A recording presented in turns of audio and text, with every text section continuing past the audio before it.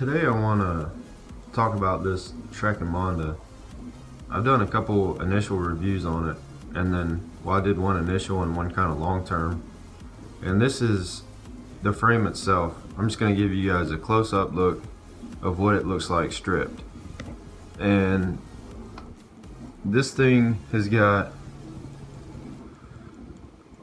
10 to 12,000 miles, some in salty, beachy environments, some in high elevation mountains, lots of rain, lots of salt, and a lot of hours on this frame.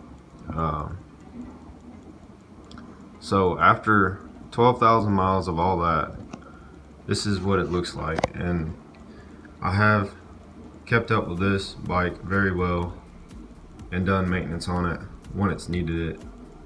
Right now I have it stripped because I'm going to build it up with something a little bit better. It came stock with Shimano 105 on it, and I've been riding Ultegra now, so I'm kind of spoiled in that aspect. So yeah, some of the things that take the most wear are these little aluminum ends that connect into the carbon there. The ones on the front don't look too bad. The ones on the back look maybe a little bit worse. You can see where the paint is starting to bubble and peel a little bit there. I'll flip this bike around here in a minute and show you guys the back side. And you can see where I've had a couple chain drops. Right here it's down to the black carbon, and then right here is just some scratching on the paint, but it's not cracked or anything like that.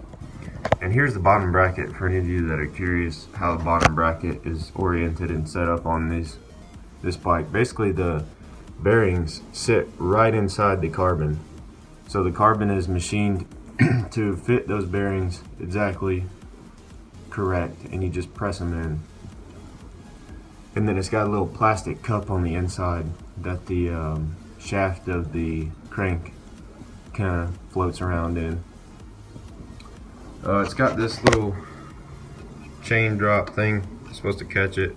Of course, it's got the braze on for the derailleur. And you can also see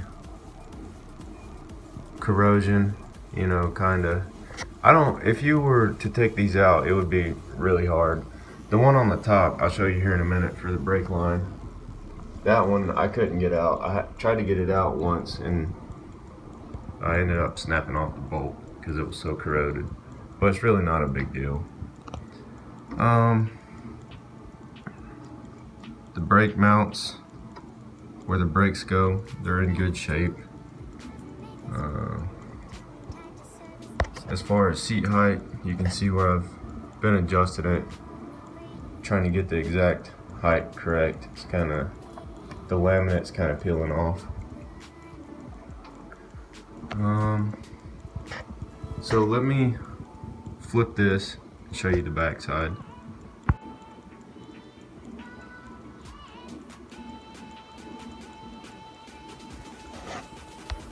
You can see there where the paint's bubbling pretty good. And it also has this plastic little sticker to protect from chain slap. This is the second or third one of these that I've had on. I actually broke one off completely in a small crash. And this is the E2 geometry. I didn't know anything about it when I bought it, but apparently it's a bigger head tube, which I now understand. And I'll show you guys how the seat mount works exactly. And I'm also gonna pull the fork out and show you guys the head tube bearings.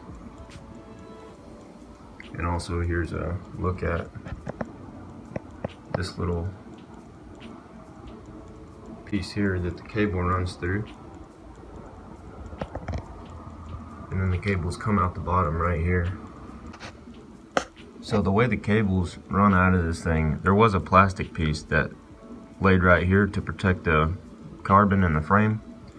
That plastic piece eventually broke, so this is just a tube, and there's another one I think that fell down in there. I gotta get that out. But I just run a little plastic tube that's meant for cables, and I run 2 of those, and this one kind of comes up just to protect it right here. And this frame also comes with the I forget what they call it. It's the duo trap, where you can put, you know, link up your cadence and speed and all that. I don't use that, I just use a Garmin.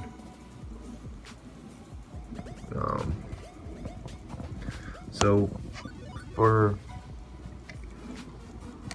this thing, for the seat adjustment, it's pretty clever. I like it. However, sometimes it's hard to adjust just right, especially after it gets old, because these things get sandwiched in here so hard that it's hard to adjust. But basically what it does is these aluminum pieces spin in the carbon, so it just twists, and then you clamp it down and it presses them into the carbon. So it's a pretty cool design. It's really simple, you know, just 1 bolt. As for the head tube bearings, I'll show you guys these.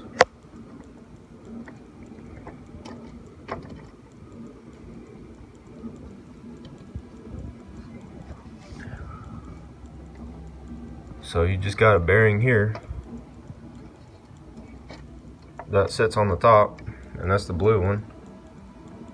It just sits directly into the carbon. And this is the bottom one. It just, the bearing is tapered to where it slides down and fits right there. And it's also machined where it fits directly into the cup of the carbon. So